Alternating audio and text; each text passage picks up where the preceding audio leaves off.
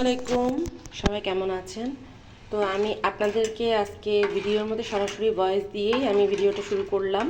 তো আমি এখানে একটু সেমাই রান্না করব, আপনাদেরকে সাথে নিয়েই শুরুটা করলাম। এখানে তো দুধ বসিয়ে দিলাম, দুধ চিনি দিয়ে দিয়েছি, গুঁড়ো দুধ দিয়ে সেমাইটা রান্না করছি। তো অল্প করেই রান্না করব, খুব বেশি করব না। এখানে তো দুধটা বসিয়ে আমি সেমাইটা নিয়ে এই যে রেখে দিয়েছি। এটা এখন দিয়ে দিব পরিমাণ মতো, একদম অল্প করেই রান্না করব, কারণ আমার বাসায় মিষ্টি কেউ খেতে পছন্দ করে না।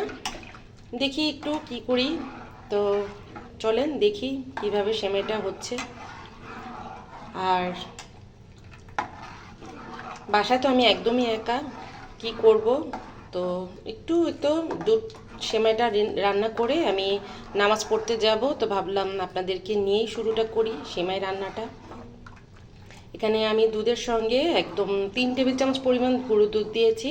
তার সঙ্গে এই চামচ দিয়ে একদম 1 টেবিল চামচ, 1 চামচ পরিমাণ, এই যে এই চামচটার 1 চামচ চিনি দিয়েছি, আর একটা এলাচ দিয়েছি। এই আর কিছুই দিব না আমি। এই তো এখন দুধটা বলক আসার জন্য অপেক্ষা করি। তো দুধটা বলক আসলে আমি সেমাইটা দিয়ে দিব। গুঁড়ো দুধ দিয়ে সেমাইটা খেতে কিন্তু অনেক অনেক বেশি মজা হয়। তো ভাবলাম আপনাদেরকে নিয়ে আজকে, সেমাই তো আমি কখনো ওইভাবে এভাবে সরাসরি কথা বলে সেমাইটা রান্না দেখাইনি। তো ভাবলাম আজকে আপনাদের সঙ্গে সরাসরি কথাও বলি আর একটু সেমাইও রান্না করে ফেলি। দেখতে দেখতে সন্ধ্যা হয়ে যাবে, সন্ধ্যা হলে তো একটু নাস্তার আয়োজন করতেই হয়, সেভাবেই আর কি একটু সেমাই করে নিচ্ছি। আর এই দুধ সেমাই কিন্তু আমার আব্বা অনেক অনেক বেশি পছন্দ করে। তো তার একটু সেমাই যদি হয়, তার রাতের আর খাওয়ার কিছুই দরকার হয় না। এক বাটি সেমাই খেয়ে একটু মুড়ি দিয়ে খেয়ে নেয়, মুড়ি দিয়ে মনে হয় অনেকেই পছন্দ করে। তো একটু মুড়ি দিয়ে সেমাই খাবে, তারপর সে ঘুমোতে চলে যায়। তো সেমাই রান্না করতে করতে আব্বার এই কথাটাও মনে হয়ে গেল, তাই শেয়ার করলাম আপনাদের সাথে। এখানে সেমাইটা কিন্তু এখনই বলক চলে আসবে আসবে প্রায়। তো প্রায় বলক হয়ে আসার মতোই। গুঁড়ো দুধ দিয়ে রান্না করলে কিন্তু এই যেরকম একটা ফেনা ফেনা ভাব চলে আসে। আর লিকুইড দুধ, যেটা মিল্কভিটার দুধ বা অন্য যে কোনো লিকুইড দুধ দিয়ে করলে কিন্তু একটু পাতলা হয়। আর যদি গুঁড়ো দুধ দিয়ে করা যায় একটু ঘন হয়, সেমাইটা খেতেও মজা হয়। আর যদি মিল্কভিটার দুধ বা লিকুইড যে কোনো দুধ দিয়ে সেমাইটা রান্না করা হোক না কেন, তার সঙ্গে যদি একটু গুঁড়ো দুধ অ্যাড করা যায়, তাহলে কিন্তু সেমাইয়ের টেস্টটা অনেক বেশি দ্বিগুণ হয়ে যায়। তো আমার কিন্তু দুধ বলক চলে এসেছে, এখন সেমাই দিয়ে দিব আমি। আপনাদের সঙ্গে আরেকটা কথা শেয়ার করি, যে এটো সেমাই দিয়ে দিয়েছি।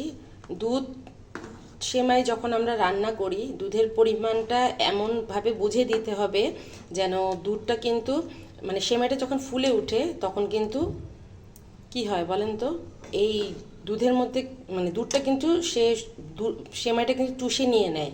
মানে লিকুইড যে দুধটা থাকে সেটা কিন্তু তেমন থাকে না, একদম ঘন হয়ে যায়। তাই বুঝে শুনেই সেমাইটা দিতে হবে, পরিমাণটা ঠিক রেখে, যেন বলক আসলেও যেন দুধের পরিমাণটা মোটামুটি সেমাইয়ের সাথে ভালো একটা ইয়ে থাকে, খাওয়ার মতো, যেন সেমাইটা যেন বেশি ঘন না হয়ে যায়, এটাই খেয়াল রাখতে হবে।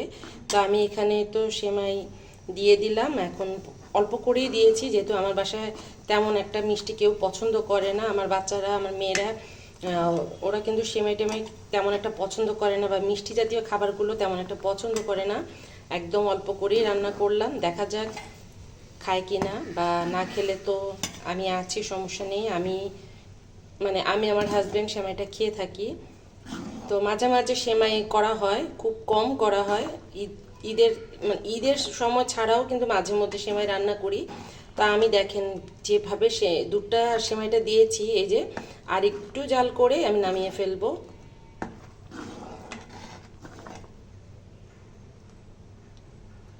এই হচ্ছে আমার দুধ সেমাই রান্না, খুব বেশি সময় লাগে না।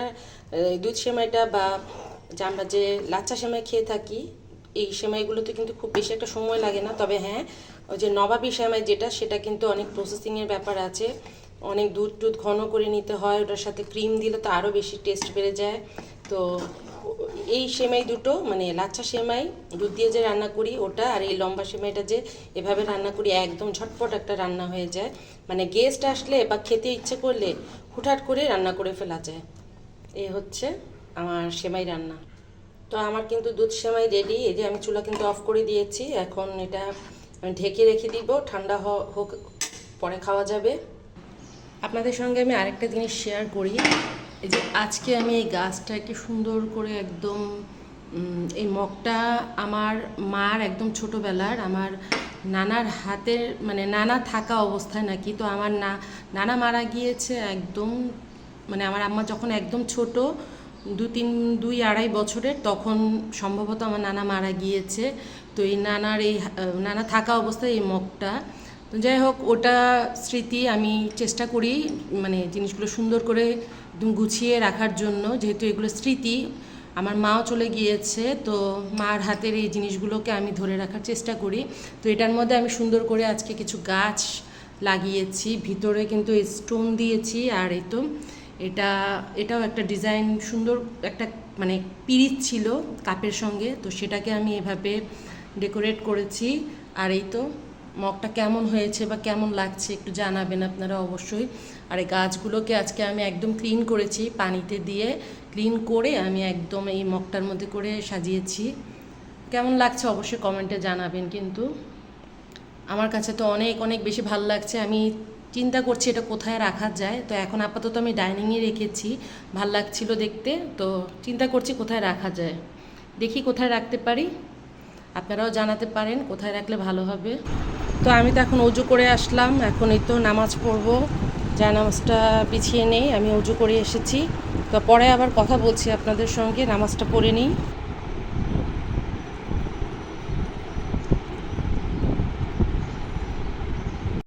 তো আমার কিন্তু ব্যালকনিতে যে কাপড়গুলো শুকানো হয়ে গিয়েছে, এখন এগুলো আমি তুলে নিব।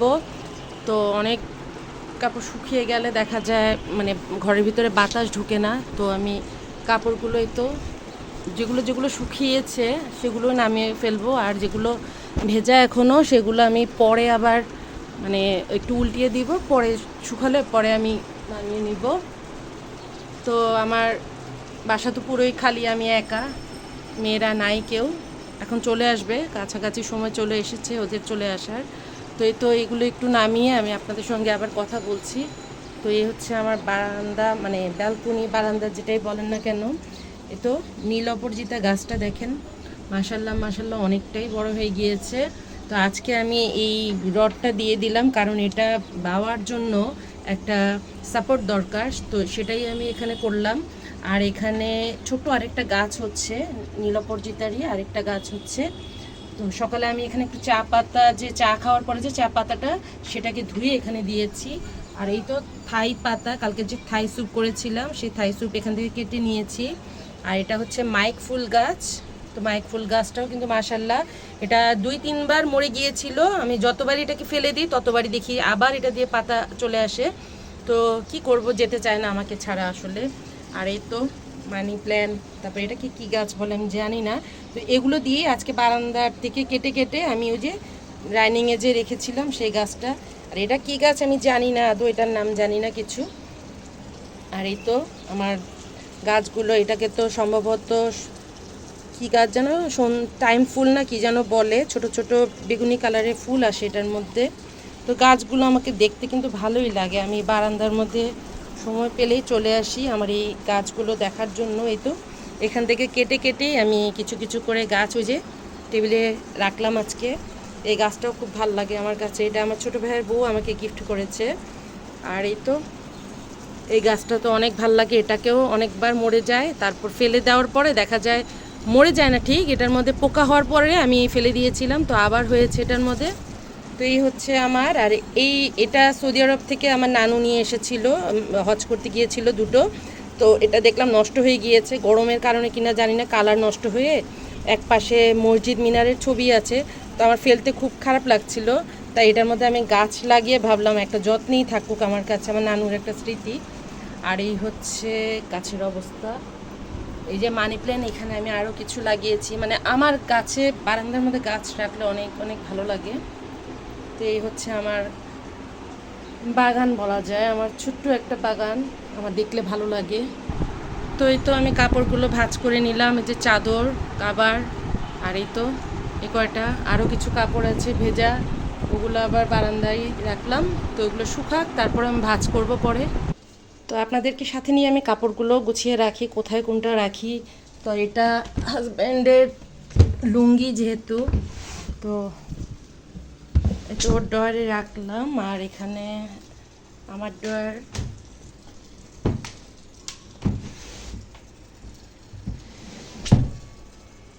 তো এই তো বাসা পুরো খালি, দেখতেই পাচ্ছেন, আমি একদমই একা। এই তো আমার বেহাল অবস্থা। আমি আসলে নামাজ পড়লাম, তো মাগরিবের জন্য ওয়েট করছি, তাই আর এটা খুললাম না, নামাজ পড়ে একবারেই খুলবো। তো ঠিক আছে, আমার সাথে থাকেন, আবার দেখা যাক কি করা যায়, কি করি। তো এখানে হচ্ছে দুধটা একটু বেশি শুকনো হয়ে গিয়েছিল, আমি আর একটু, যেহেতু গুঁড়ো দুধ দিয়েছি তাই আর একটু পানি, আর গরম পানি ছিল করা, আর সেই গরম পানি একটু দিয়েছি, আর একটু অল্প একটু চিনি অ্যাড করেছি। তো সেটা আর আপনাদের সঙ্গে শেয়ার করিনি, দিয়ে দিলাম, দিয়ে এখন একটু চুলাটা অন করে দিয়েছি। একটু গরম হলে আমি বন্ধ করে দিব, যেহেতু চিনি দিয়েছি, পানি দিয়েছি, তাই আরেকটু দিব। তো এখানে কিন্তু আমার এই যে মিষ্টিটা ভালোই হয়েছে, তারপরও আর একটু সামান্য দিলাম। তো ঠিক আছে, আপনাদের সঙ্গে আবার পরে দেখা হচ্ছে। আজকের মতো বিদায় নিচ্ছি। আসসালামু আলাইকুম, সবাই ভালো থাকবেন।